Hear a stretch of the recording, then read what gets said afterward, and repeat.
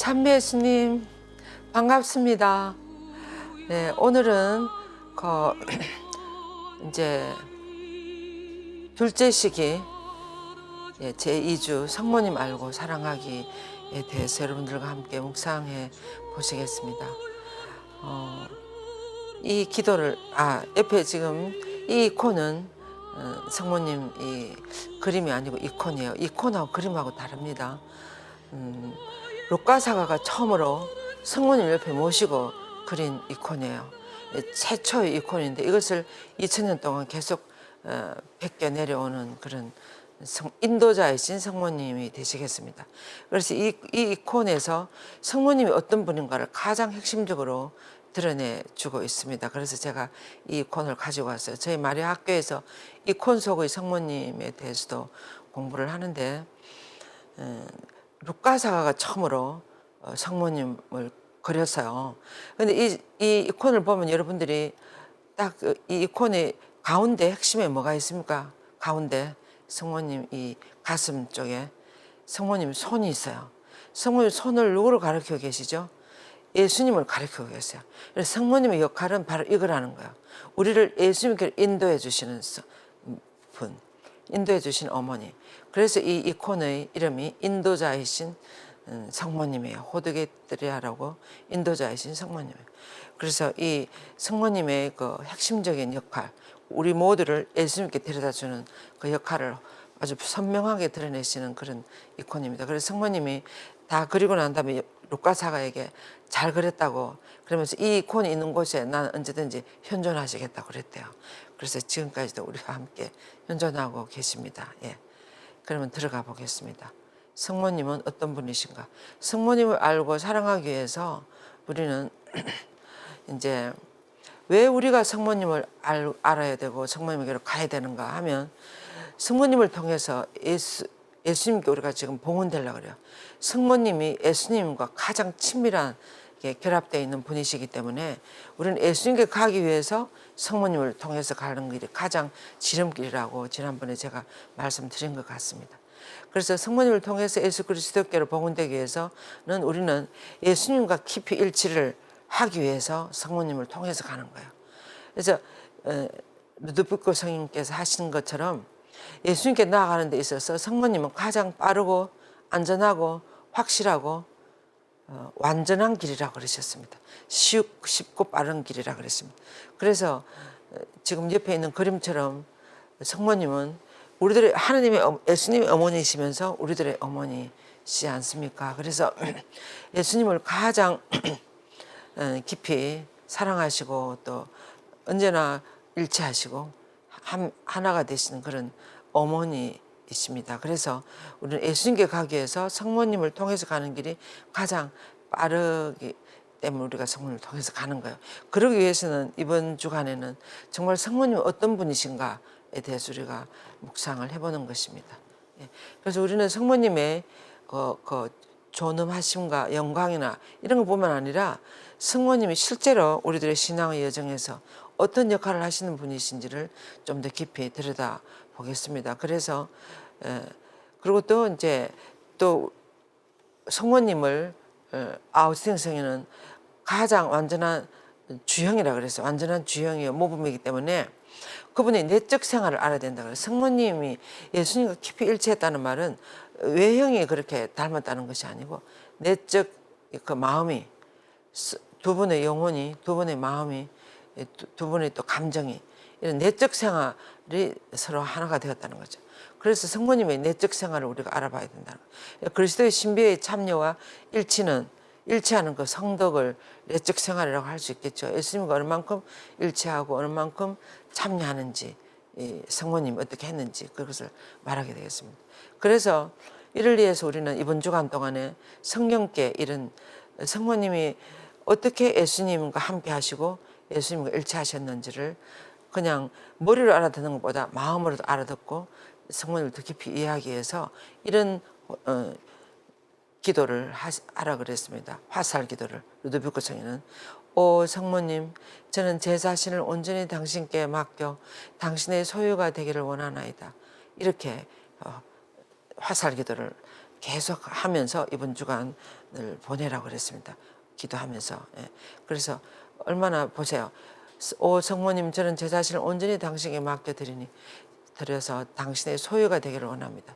이만큼 성모님과 완전히 하나가 되기를 간절히 열망하라는 것입니다. 그래서 이 일곱 가지 주제를 가지고 성모님이 어떤 분인가에 대해서 루드베크 성에는 소개를 하고 있습니다. 제1일에는 지극히 거룩하신 성삼위와 마리아. 그러니까 삼일째 하느님과 성모님은 어떤 관계에 있는가 하는 거죠. 특별히 두 번째는 성령의 정배이신 마리아라고 하지 않습니까? 성령의 짝이시오 배우자이신 마리아. 그게 무슨 말인지, 얼마나 성령과 성모님은 하나가 되시는지. 그다음에 삼일째는 그리스도의 어머니시며 그 신비체의 어머니신 마리아. 그러니까 예수님의 어머니시니까 우리 모두가 신비체로서 예수님의 신비체의 머리라고 그러지 않습니까? 지체인 우리들의 어머니도 되신다는 거죠. 그럼 네 번째로는 은총의 중재자 역할을 하신다는 거예요, 성모님. 다섯 번째는 사도들의 모. 성모님이 가장 마음을 서시는 분들은 사도들이에요. 사도들이 뭘 하는 분입니까? 예수님을 선포하는 분들, 예수님을 전하러 다녀요. 성모님 가장 큰 소원은 모든 이에게 예수님을 전하는 거예요. 그래서 사도직을 행할 때 성모님 가만히 안 계세요. 항상 함께 하시고 도와주시는 역할. 그다음에 묵시록 여인, 이 시대 구원 역사 안에 이 시대를 어떻게 성모님이 함께 하시고 또 앞으로 어떻게 종말 예수님 재림할 때까지 어떻게 리드하시는지에 대해서 이야기를 하는 거죠. 그래서 이런 여러 가지 연유로 인해서 우리가 성모님을 왜 공경해야 하는지 그 필요성에 대해서 마지막으로 말씀하시면서 성모님을 소개하고 있습니다. 그래서 제 1일에 지극히 거룩하신 성삼위와 성모님 보면 지금 옆에 여러분들이 그 그림에 보면 여기 보세요. 삼위일체이신 하느님 신비에 성모님만큼 깊이 다가가고 받아들여진 조물은 없다고 그랬습니다. 성모님과 지금 그 위에 이제 삼간 왕을 씌워주시는데 성부, 성자, 성령이세요. 성령은 이제 위에서 내려오는 비둘기처럼 내려오는 빛이 되겠습니다. 우선 성부와 성모님은 어떤 관계이십니까? 성부와 성모님은 부녀 관계와 보통 부녀가 아니고 어떻습니까? 모든 여인들 가운데 총애를 받는 선택받은 그런 너무나 사랑하는 이 세상에서 가장 사랑하는 딸인 그런 부녀 관계가 되는 거죠. 성부와는. 그리고 성자와는 어떻습니까? 이건 뗄 수 없는 모자 관계가 되는 거죠. 성자와 성모 모자 관계. 그리고 또 성령과는 어떻습니까? 짝이라고 하지 않습니까? 그러니까 이 세상에 이런 관계, 배우자 짝인 관계, 또 모자의 그 관계, 그다음에 또 너무나 사랑하는 부녀의 관계, 이런 관계보다 더 깊은 관계는 사실 없습니다. 그래서 이런 관계 안에 들어가신 분이 바로 성모님이라는 거죠. 그래서 우리는 성모님을 더 잘 알기 위해서는 각 위격, 삼위일체 하느님의 각 위격에 대한 그 관계, 성부와의 관계, 성자와의 관계, 성령과의 관계에 깊이 몰두함으로써 몰두할수록 그 깊이를 알아들으면 들을수록 우리는 성모님의 무한하심과 무한한 은총과 무한히 아름다우신가, 무한히 하나님 안에 들어가신 무한히 전능하심 하다고 할 수 있을 정도로 그런 어떤 성모님의 대단하신 그 넓이와 깊이와 높이를 알게 되는 거죠. 짐작하게 되는 거죠. 그래서 저도 성모님이 이제 처음 제가 성모님을 알 때하고 지금 생각해 보면 지금 제가 눈을 감으면 성모님은 대단하신 분, 너무나 무한하신 분 같아요. 하나님이 우리는 다 알아들을 수 없는 분이에요.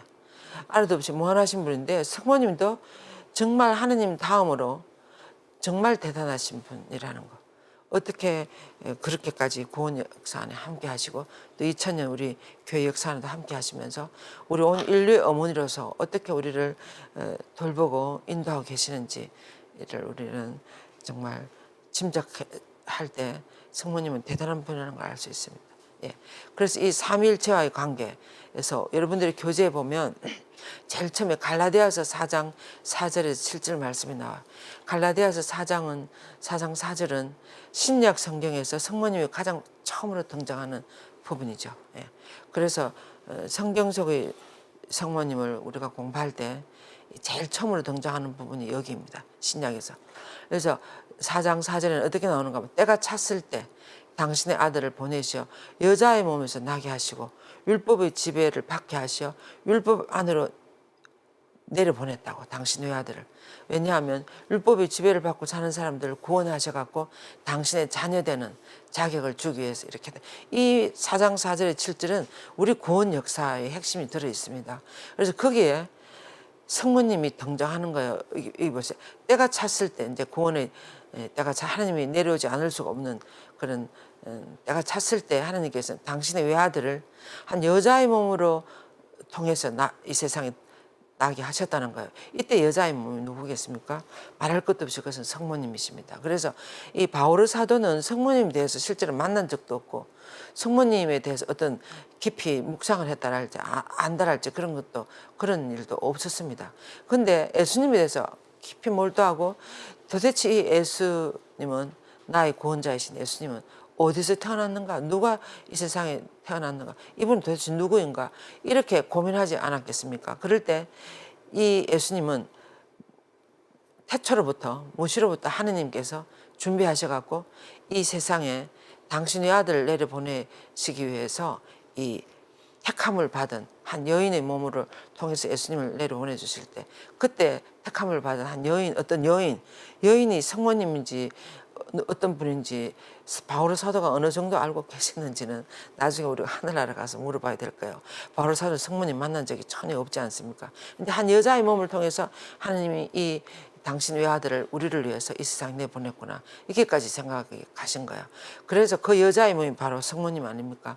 그래서 여기 보면 하느님은 이 여자, 이 성모님을 모든 여인으로 가지 택하신 거죠. 그리고 이제 당신 아들을 내려 보내시니까 바로 이 성자의 어머니가 되시는 거죠. 그리고 또 성모님 안에 잉태되실 때 성령으로 말미암아 잉태되지 않습니까? 그래서 이 갈라디아서 4장 4절에 7절에는 성부, 성자, 성령과 성모님과의 관계가 아주 핵심적으로 농축되어 있는 그런 구절이라고 할 수 있겠습니다. 그리고 이제 여러분들 교재 그 참된 신심에 보면 성부와 성모님은 이렇게 해놨습니다. 당신의 아들을 성모님을 통해서 세상에 보내주셨다고. 이때 그 하느님의 외아들을 이 세상에 보내주실 때 성모님을 통해서 보냈다는 것은 성모님이 하느님으로부터 대단한 성부로부터 대단한 선택을 받으신 거죠. 그래서 나중에 루도비코 성경은 이렇게 하겠습니다. 마리아라는 그 세계는 하느님이 미리미리 처음부터 당신 아들을 내려 보내주기 위해서 미리미리 다 준비하셨던 세계였더라고. 원죄도 다 사해 주시고 이렇게. 그래서 성부에 말할 수 없는 택함을 받은 성모님, 너무나 총애를 받은 딸이라는 것을 알 수 있습니다. 그리고 또 이제 성자와의 관계는 이렇게 써놨습니다. 새로운 아담이 그의 지상 낙원에 오듯이 동정 성모님의 태중에 내려오시어 거룩한 은총의 놀라운 일을 행하셨다. 새로운 아담이 누구십니까? 예수님이지 않습니까? 예수님이 거의 지상 낙원에, 처음에 에덴 동산의 그 낙원이 아니고 예수님의 이 지상 낙원은 바로 성모님이셨습니다. 어머니 동정 마리아 태중이었어요. 그래서 거기가 예수님에게는 이 세상에서 가장 자기가 당신이 머무르고 싶었던 곳이었습니다. 그래서 새로운 아담의 지상 낙원인 그 성모님의 태안에 성령으로 말미암아서 예수님이 잉태되게 되셨죠. 그래서 그 안에서 아주 은총이 놀라운 일이 일어나는 거죠. 그래서 예수님과 성모님과 모자 관계가 이렇게 형성되었다는 거. 그리고 이제 성령과는 보면 성자를 성모님이 태중에 잉태케 하셨으나 먼저 사자를 보내어서 성모님의 성령을 받으셨던 거예요.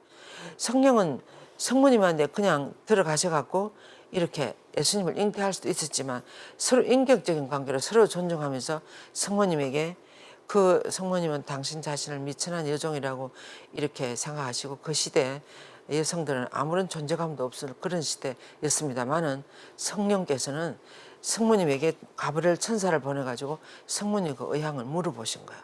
그래서 성모님의 성령을 받도록, 만약에 그때 성모님이 성령을 안 하셨더라면 예수님이 못 들어오실 뻔했어요. 그런데 정말 성모님은 믿음이 아주 깊으셨기 때문에 그 가브리엘 천사의 말 설명을 다 듣고 그대로 믿었어요. 사촌 엘리사벳 언니에게 일어나는 일들도 보고 이렇게 하면서. 그래서 좋습니다. 이 몸은 주님의 종입니다. 그대로 이루어지셔서 이렇게 함으로써 성령께서 성모님의 태중에 예수님을 잉태되도록 이렇게 했습니다. 그래서 성부, 성자, 성령과의 관계가 그렇다는 거예요. 그것을 여러분들은 이 성부, 성자, 성령과 성모님과의 관계가 성모님을 알아듣는 데서 아주 중요해요. 모든 것이 여기다 집중되어 있어요. 그래서 여러분들 교재에 보면 아주 루도비코 성인도 그렇고 잘 설명해 놨습니다. 그걸 찬찬히 잘 읽어보시기 바랍니다. 그 다음에 두 번째는 보면 이제 성령의 정배이신 마리아에 대해서 나오죠. 이 그림이 어떤 그림인지 여러분들이 아실 거예요. 오순절 다락방에 성령을 받는 그림이에요. 이때 성모님도 같이 성령을 받았습니다.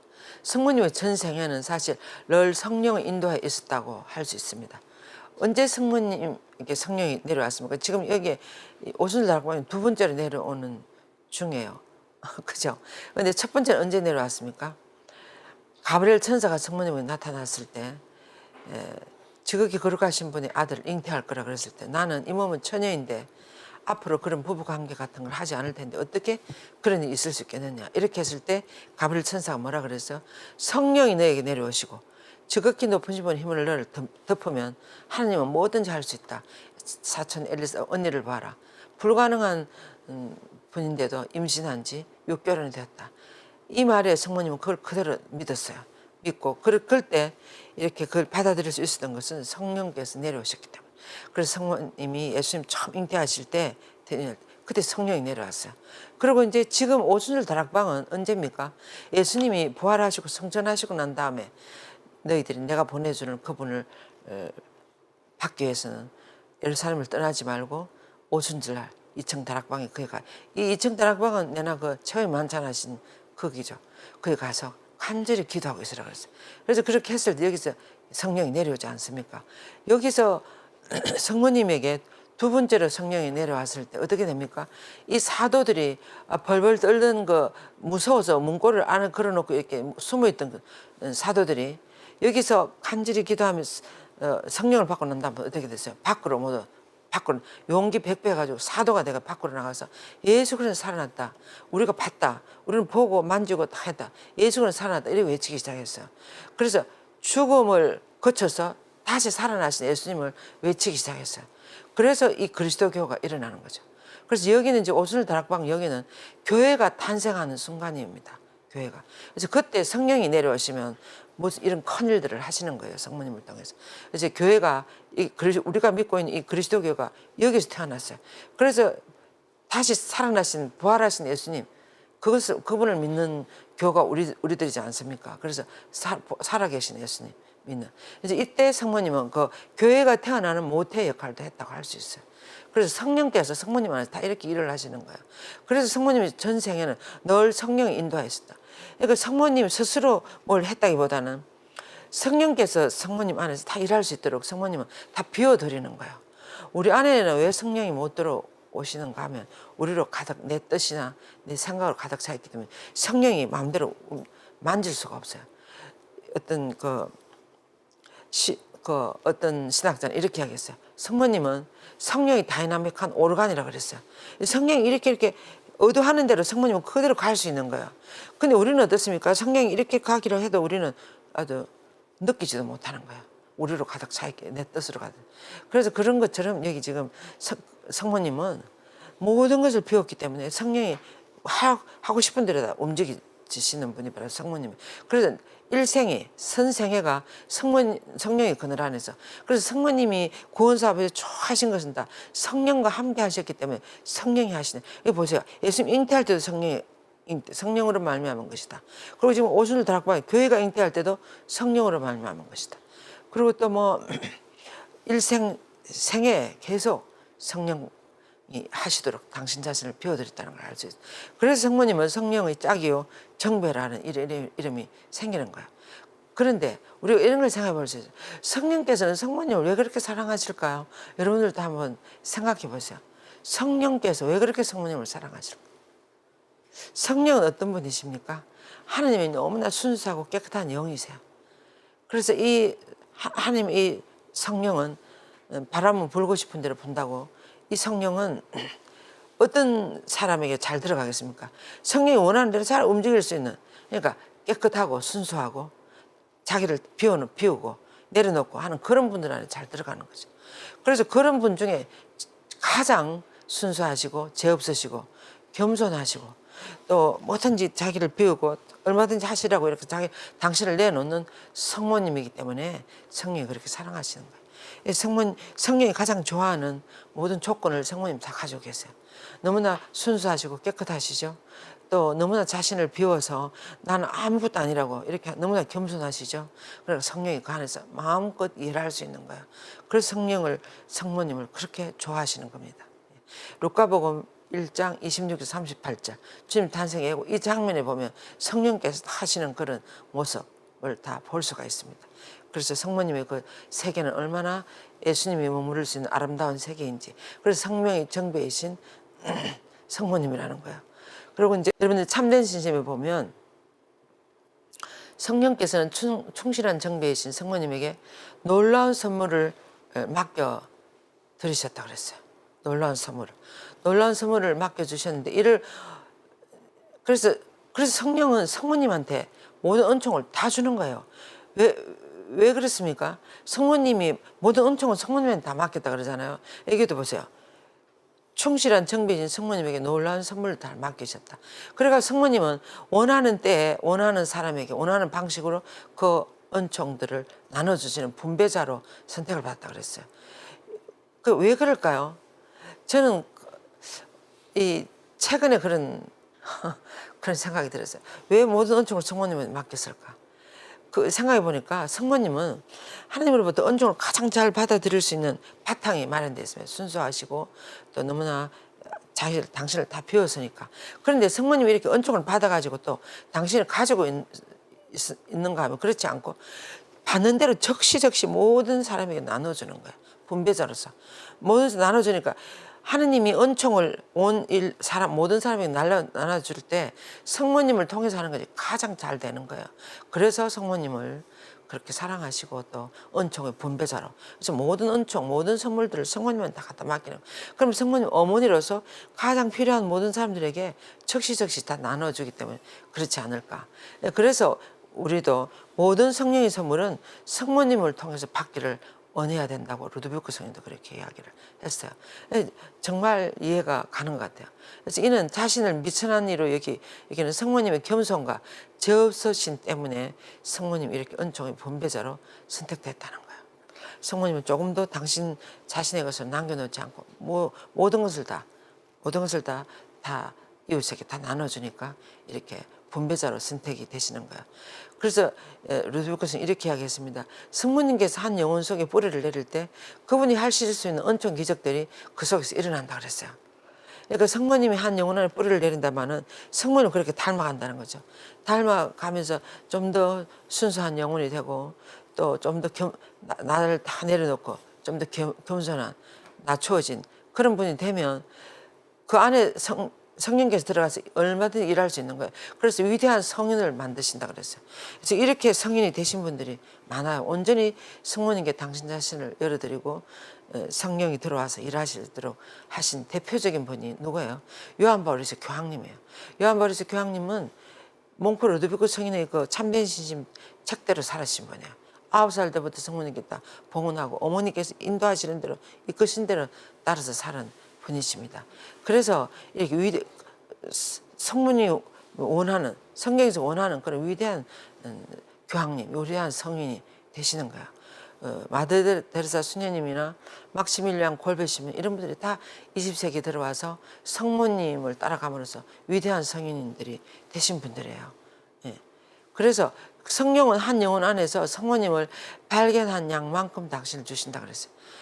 여러분 모두도 성령을 많이 받고 싶고 성령을 따라서 가고 싶고 성령과 함께 살고 싶고 그런 마음이 많지 않습니까?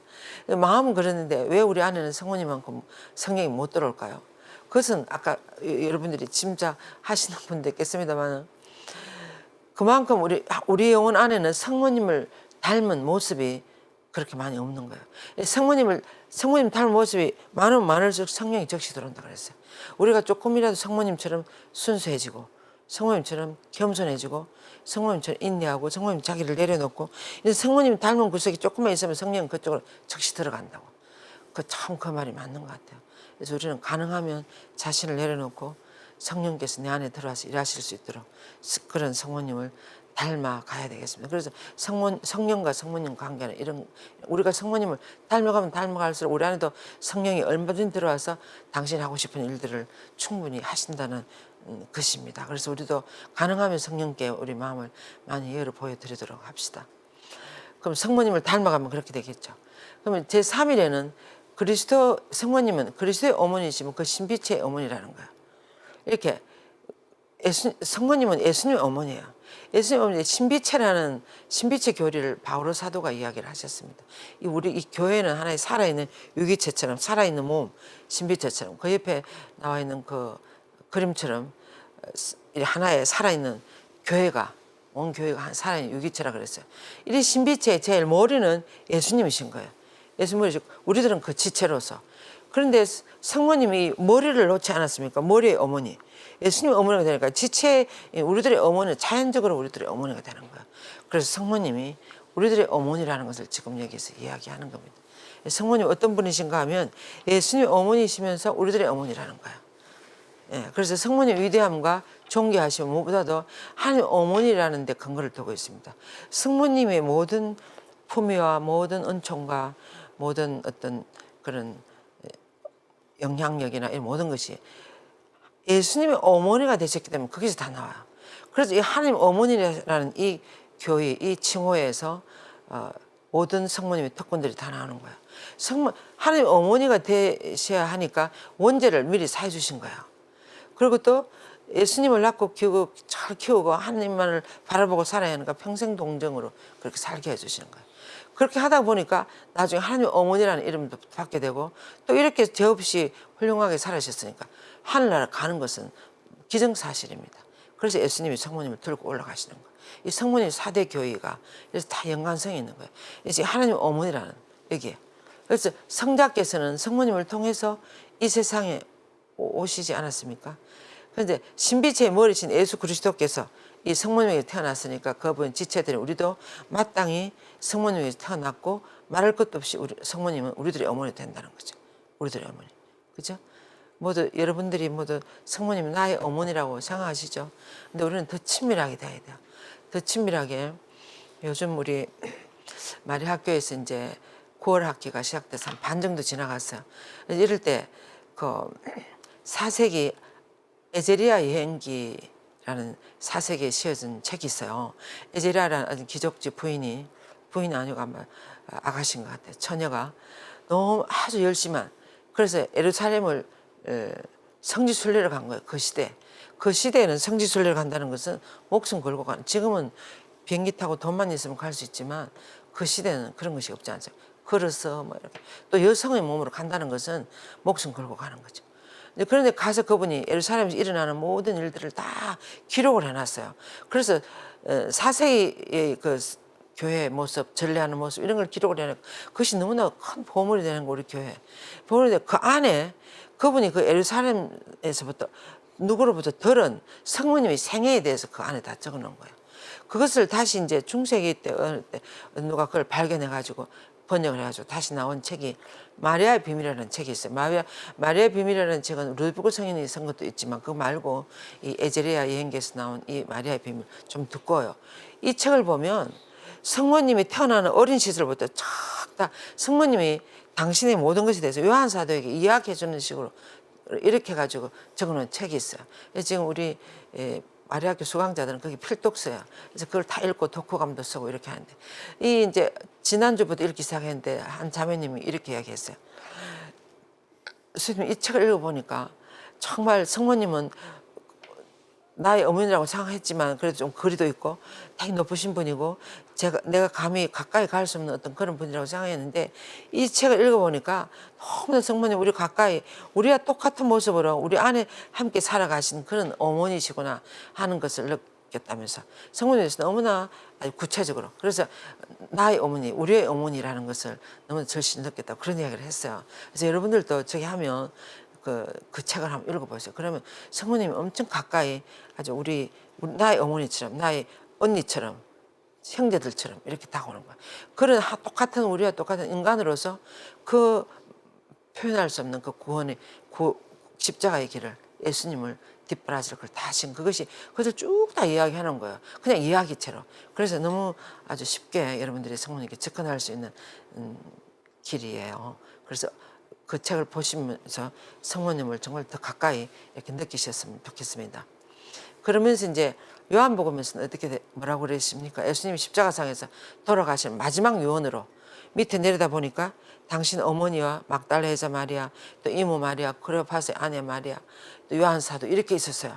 그래서 너무나 사랑하는 이 자녀들, 이 당신의 제자들을 어떻게 합니까? 그래도 제일 당신을 오랫동안 당신과 함께 살았고 당신을 따라다닌 어머니에게 이 아이들을 맡기는 거야. 그래서 먼저 성모님에게 여인이시여, 이분이 어머니 아들입니다. 그래서 그 옆에 있는 모든 사랑하는 제자들을 어머니에게 맡기는 거야. 성모님이 그래도 성모님은 예수님과 33년 동안 같이 살으시지 않습니까? 근데 이 제자들은 얼마 동안 3년 살아서 3년. 그래서 비교가 안 될 정도로.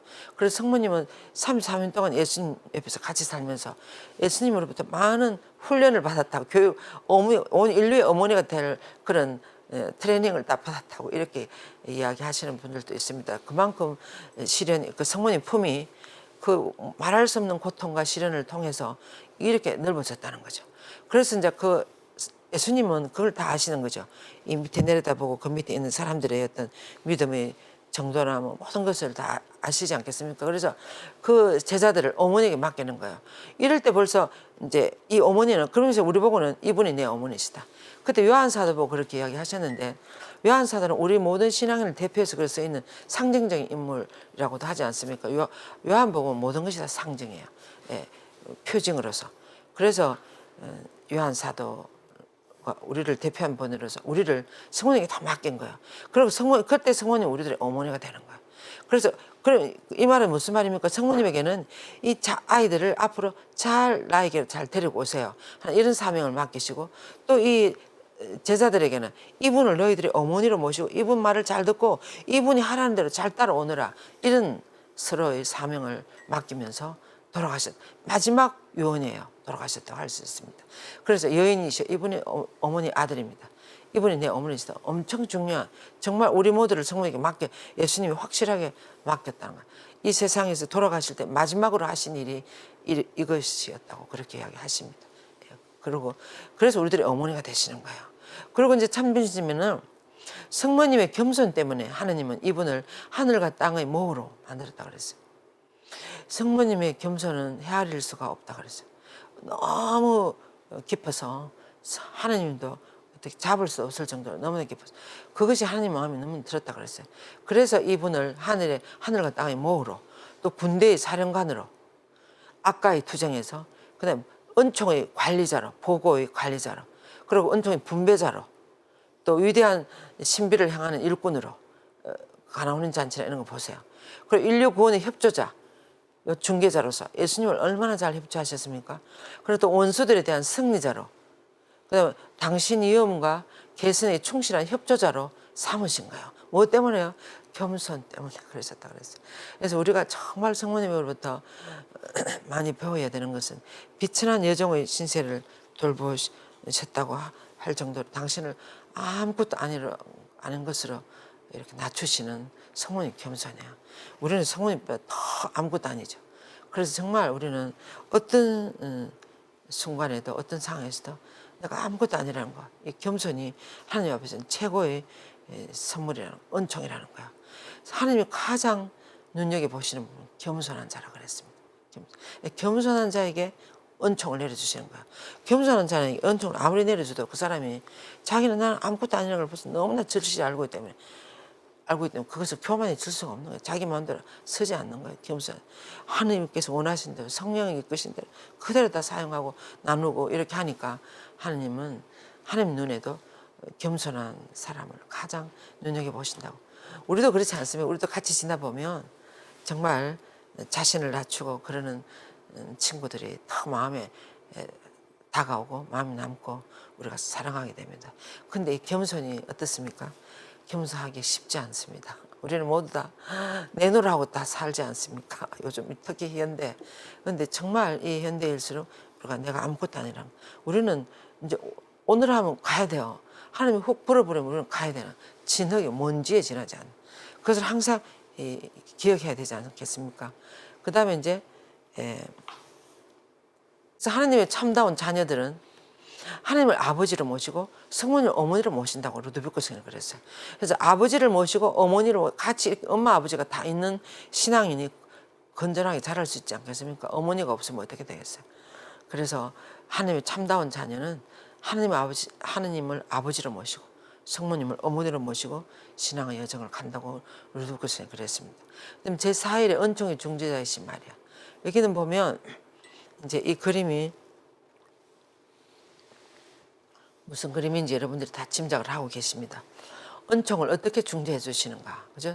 가나안 잔치 이야기를 여러분들은 다 아십니다. 예? 여기서 보면 그 루도비코 성경이 이런 것을 소개해놨어요. 예수님 이 세상에 오셔서 은총의 질서에서 하신 가장 첫 번째 기적은 그 엘사벳 언니를 성모님 만났을 때 태중에 있을 때 성모님 태중에 계신 예수님이 엘사벳 언니의 태중에 있는 세례자 요한이 예수님을 만나는 순간에 막 기뻐서 펄떡펄떡 뛰고 그렇게 하지 않습니까? 이것을 성화시켰다고 그랬어요. 세례자 요한을 그때. 그래서 예수님이 하신 첫 번째 기적은 엘사벳 태중에 있는 세례자 요한을 성화시킨 거.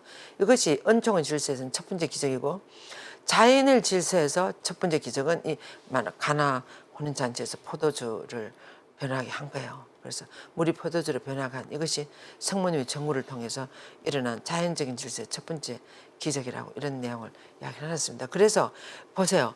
예수님이 이 세상에 오셔서 기적을 하실 때 성모님을 통해서 하시는 거예요. 자연적인 질서나 은총의 질서에서나 그래서 성모님을 통해서 이렇게 이런 변화, 기적을 일으키기가 예수님은 가장 하기가 쉬운 거예요. 성모님이 그만큼 당신 마음을 잘 알아주고 마음에 드시기 때문에. 예. 그래서 이 성모님의 은총의 전구는 아마 이런 전구 지금 이 가나 혼인잔치에서 여기 필요한 것을 성모님이 예수님께 한마디 했어요. 한마디. 포도주가 없구나. 한마디 했어요. 그것이 이렇게 큰 여기 이 가나 혼인잔치의 이 술은 이제 상징적으로 우리가 보면 말할 수 없는 은총이라고 그랬어요. 6개 항아리 안에 이 항아리 한 항아리 안에 물이 막 10말씩 이렇게 들어가는 큰 항아리들이 6개나 있으니까 엄청난 양의 너무나 맛있는 포도주 이것은 엄청난 양의 은총이 예수님이 이 세상에 들어오시면서부터 성령을 통해서 우리들에게 흘러넘치는 거예요. 그런 은총을 상징한다고 그랬습니다. 이 술은. 그래서 이 세상에 은총이 흘러넘친 이런 모든 것들이 처음 이루어질 때 성령님을 통해서 예수님은 그런 기적들을 행하신다는 거죠. 예. 그래서 이제 엘사벳 방문할 때도 그렇지 않습니다. 마리아는 길을 떠나 걸음을 서둘러 유다 산골로 너무나 서둘러서 갔어요. 뭐 하러 가셨습니까? 성모님은 엘사벳 언니에게 엘사벳 언니 분만하는 것을 도와달라고도 했고 그렇지만 성모님으로서는 엘사벳 언니를 너무나 보고 싶은 거예요. 만나고 싶은 거예요. 왜 그렇겠습니까? 성모님 뱃속에는 지금 예수님이 자라나고 있어요. 근데 이걸 아무데도 말할 수 없어요. 누구에게도 이걸 털어놓을 수 없으니까 이것을 잘 이해할 수 있는 언니 그 가브리엘 천사가 이야기했던 그 언니를 만나서 이 속을 털어놓고 싶은 거예요. 그렇기도 하고 또 성모님 뱃속에 이 하나님의 아들이 지극히 높으신 분의 이 아들이 지금 자라나고 있는 거예요. 이것을 엘사벳 언니에게 보여주고 싶은 거예요.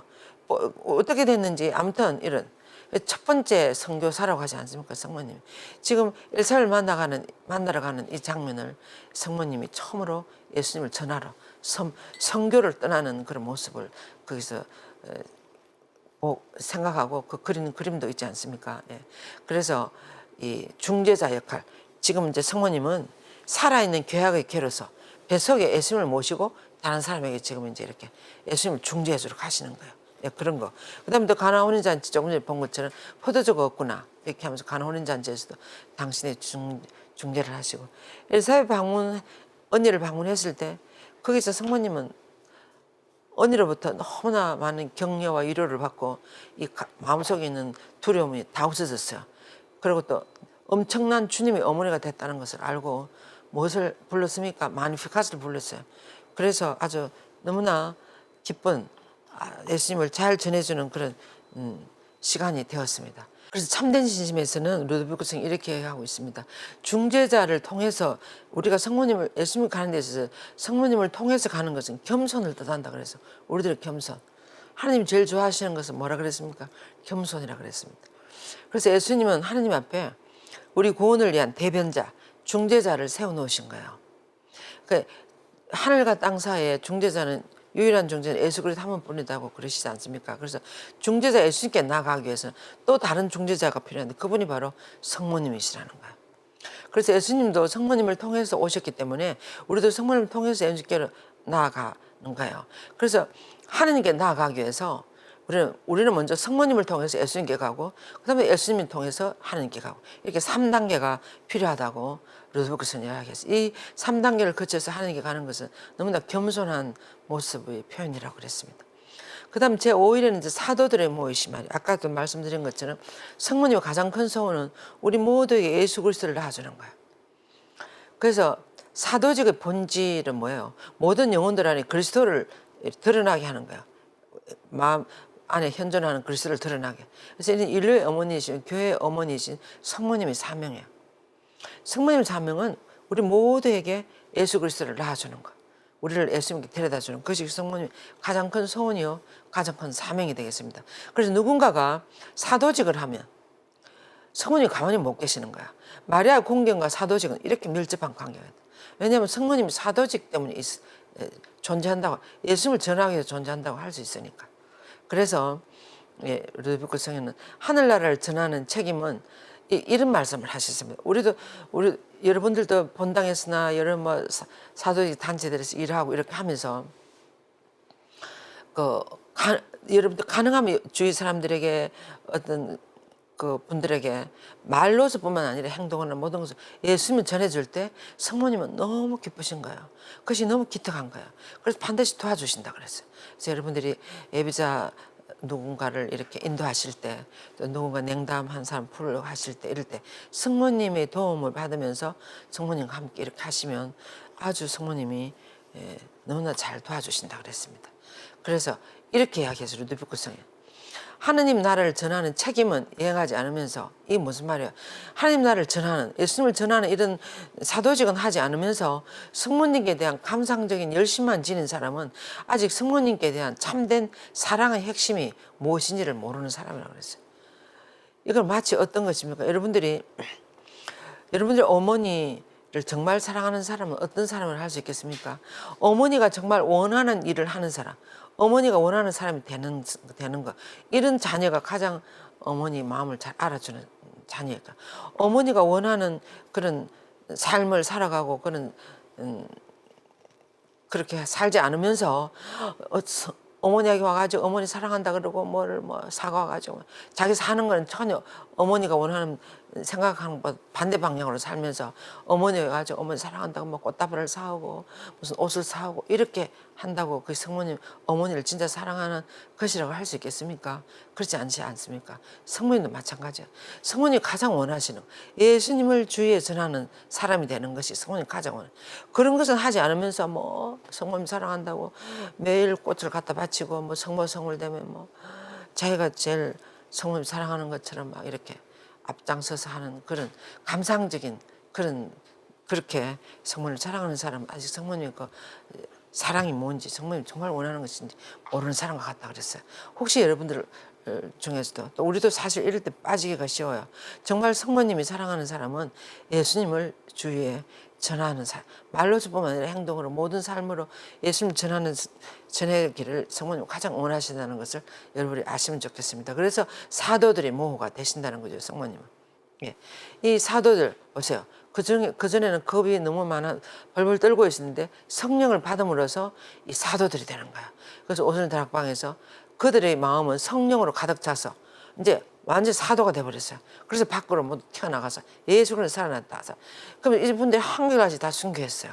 순교하지만 목숨도 두렵지 않았습니다. 칼이 목에 들어가도 예수 그리스도 살아났다. 이런 용기가 성령을 받아물어서 그런 용기가 생기는 거예요. 그래서 사도직을 목숨 걸고 예수님을 전파하고 하기 시작해서 우리 이 그리스도교가 온 세계 지금 이렇게 튼튼하게 활발하게 하나님을 향해서 살아가려고 하고 있습니다. 그럼 참된 신임에서는 성모님께 충실할수록 그분의 순수한 신앙이 참여한다 그랬어요. 순수한 신앙이라는 게 뭔가 하면 언청에 집착하지 않고 내가 이걸 하면 예수님 뭘 주실까 뭐 어떻게 할까 이 기도하는 분들을 이야기를 가만히 보면 뭔가 기도를 하면 자꾸 얻으려고 그래요. 근데 사실 우리가 하나님으로부터 얻으려고 하기 전에 하나님 벌써 다 알아서 다 주십니다. 그래서 주고 계세요. 근데 그 감사할 줄은 모르고 맨날 자기 원하는 거 주세요. 하나님 어떤 분인지 모르는 거예요. 하나님 벌써 매일 주고 계십니다. 오늘도 많은 은총을 주고 매일 주고 계시니 우리는 감사합니다 아버지 이렇게 하면서 마음을 열고 받아들이기만 하면 돼요. 근데 그렇게 하는 감사 안 하고 자기 원하는 그러니까 하나님의 지향하고 내가 지향하는 거 안 맞는 거예요. 이게 안 맞는 거.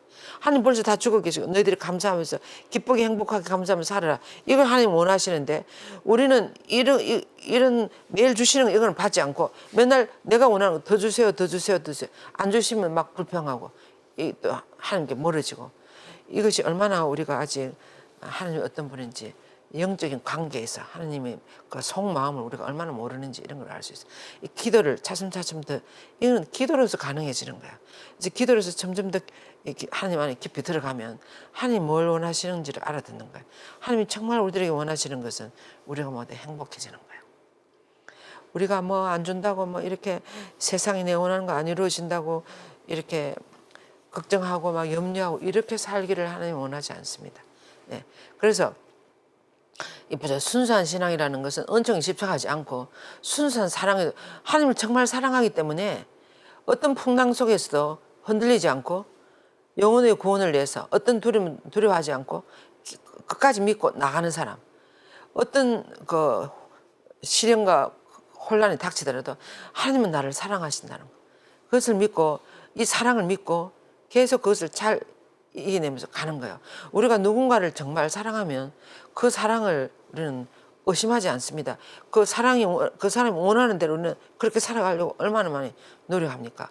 그리고 또 어떤 시련이 닥치더라도 그걸 극복해내는 거죠. 그 사랑 때문에. 그러니까 우리도 하나님에 대한 사랑도 마찬가지예요. 그래서 순수한 신앙이라는 것은 하나님께 감사하는 거예요.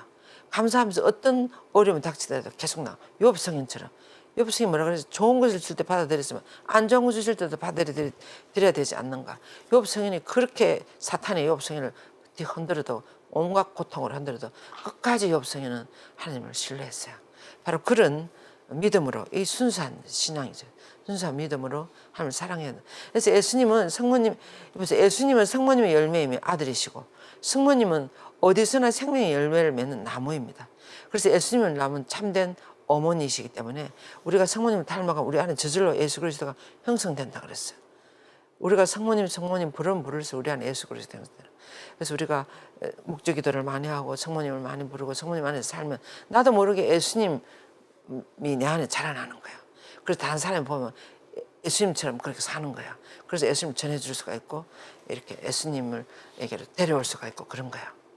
그래서 하나님은 오직 성모님만이 가장 신비스러운 완벽의 길로 들어가고 다른 이들도 그대로 가는 권한을 주셨다 그랬죠. 그래서 추방당한 자손들을 다시 낙원으로 불러들이는 데 있어서도 하늘나라의 샘에서 샘 솟는 샘물을 마시게 할 수 있는 사람은 성모님 한 분뿐이라 그랬어요. 왜 그렇습니까? 우리 모두가 추방당한 하나님의 자손들이에요. 우리를 다시금 그 새로운 에덴 동산으로 새로운 에덴 동산이 어디입니까? 우리는 예수님에게요. 예수님에게로 다시 모아드리고 이렇게 그 샘물을 마실 수 있도록 우리를 가장 잘 인도할 수 있는 분은 성모님이십니다. 그래서 성모님 자신이 낙원의 땅에 에덴 동산이기 때문에 성인이 되기를 원하는 사람들만 그 안에 들어간다 그랬어요. 그리고 또 그 안에 들어가서 정말 성모님 원하는 대로 하면 성인으로 만드신다 그랬어요. 그래서 베르나르도 성인은 이렇게 하겠습니다. 세상 끝날에 부유한 이들도 성모님의 얼굴에 애원할 것이라고. 위대한 성인들도 끈기 있게 간청하고 완전한 모범이며 가장 힘있는 협조자이신 성모님을 늘 곁에 모시고 모시게 되기를 간절히 바랄 거라고 베르나르도 성인도 그렇게 이야기를 했습니다. 이제 제6일에는 묵시록 여인이에요. 이게 묵시록 12장에 나오는 악과 선의 아름다운 여인이 태양을 두르고 이렇게 나타났는데 머리가 7개나 되는 붉은 용이 이렇게 반대편에서 나타나가지고 이 여인이 아기를 낳기만 하면 잡아먹으려고. 이게 시대의 말에 있는 성과 악의 투쟁을 상징하는 거라 그랬어요. 여기서 보면 성모님 어머니로서 언제나 당신 아들을 앞서 오십니다. 그러니까 예수님 이 세상에 오시기 전에 성모님 먼저 오셨죠. 그것처럼 예수님 다시 오실 때도 성모님 먼저 오셔서 우리를 준비시킨다 그랬어요. 루도비고서에. 그래서 그분이 다시 오실 때도 성모님 역시 아드님을 위해서 다 먼저 오셔서 길을 지금도 여기저기 발현하셔가고 우리를 준비시키지 않습니까? 성모님의 사도직들을 일으키고 이렇게 해서. 그래서 태양을 입은 여인으로 구세사의 마지막 사움을 지휘하실 거라고. 정배이신 성령과 함께 선택된 영혼들에게 오라 하면서 종말에 시대 말에 이렇게 선과 악의 싸움에서 성모님이 승리로 우리를 이끌어 가신다고 그렇게 이야기했습니다. 그것이 묵시적인 성모님의 역할이에요. 그래서 얘기해 보세요. 성모님은 인류를 영원한 생명으로 인도하는 문이시라 그랬어요. 이게 야고보의 사도간인데 프란치스코 성인도 한번 꿈을 꿨는데 하늘나라에 이렇게 사다리가 이렇게 있는데 천사들 오르락내리락 그 끝에 성모님이 계시다 그러죠. 여기도 지금 이 이콘에도 보세요. 계시지 않습니까? 여기. 그래서 이 하늘의 문이라 그랬어요. 영원한 생명 인도하시는 문이시면 성모님의 능력과 사명은 세상 끝날에 가장 명백히 드러날 거예요. 예수님 다시 오실 때, 그럴 때 우리 모두 성모님 필요하지 않겠습니까? 그래서 묵시록, 요한 묵시록, 용과의 싸움 이 부분. 그리고 또 그래서 이 용과 여인과의 싸움, 이 묵시록 12장 이 부분을 여러분들이 잘 한번 읽어보세요. 그 교재에 나와 있습니다. 그리고 참된 지침에서는 인류 구원을 마리아를 통하여 시작되었고 마리아를 통하여 완성되어야 하면 틀림없다. 이렇게 누르부께 성인이 이야기했어요. 참된 54항에서. 인류 구원은 성모님 통해 시작되었어요. 그것처럼 완성되는 것도 성모님 통해서 틀림없이 그렇게 될 것이다. 다시 오실 때도 성모님을 통해서 오실 것이다. 이런 말씀을 하셨습니다. 저도 그것을 정말 그럼 믿습니다. 처음에는 이게 무슨 말인가 했는데 이 말이구나. 그래 확실히 정말 그렇게 믿을 수 있는 말씀이구나 하는 걸 알아들었어요. 이제 이 성모님이 공경해야 될 필요성에 이제 모자이크 이게 나오는데 성모님 우리 신앙의 여정에서 우리가 성모님을 공경해야 될 가장 중요한 두 가지 원인은 근거는 뭔가 하면 첫째는 우리 신앙의 여정에서 가장 훌륭한 우리들의 모범이 있습니다. 그다음에 두 번째는 예수 그리스도에 대한 가장 믿을 만한 증인이에요. 예수님에 대해서 성모님만큼 많이 아는 분이 없어요. 다 보신 분도 없고. 그래서 가장 훌륭한 증인이라는 거예요. 그래서 우리들의 어머니로서 우리를 아들 예수님께 데려갈 사명을 받으신 어머니 십자가상에 돌아가실 때 그죠? 이 이콘은 이 모자이크는 이 성수 두루마기예요. 그래서 성모님은 우리 구약에서부터 시작해서 묵시록 이 세상 끝날 때까지 이 구원 역사 우리와 함께 하시는 것을 나타내주는 그런 어미심장한 그런 모자이크가 되겠습니다. 예. 그 다음에 이제 그래서 성모님의 4대 교회를 보면 그렇지 않습니까? 이 성모님 태어나신 데를 원죄 없이 태어나셔서 평생동 하나님 어머니 하늘 성천 이 네 가지는 서로 연관성이 있다고 제가 말씀드렸죠. 하나님 어머니이시기 때문에 하나님은 이분을 원죄 없이 잉태하셨고 또 평생 동정녀로 살으셔서 나중에는 하늘로 모시고 올라갔다 그랬어요. 그래서 우리도 이 길을 가고 있습니다.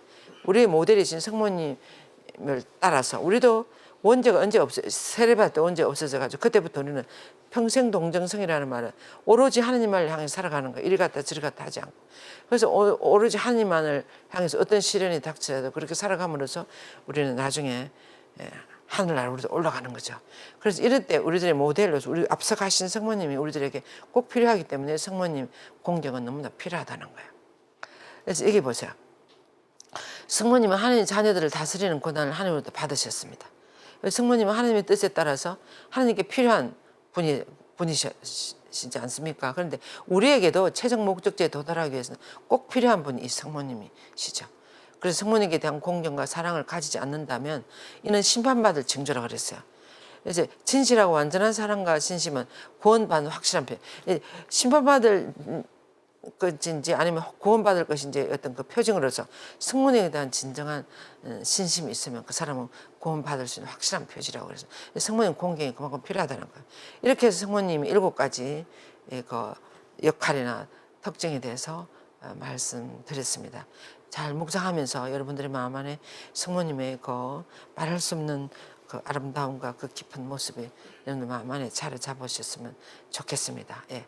이번 다음 주일에도 우리가 위령성어를 맞이해서 이런 비정을 해요. 11월 18일 날.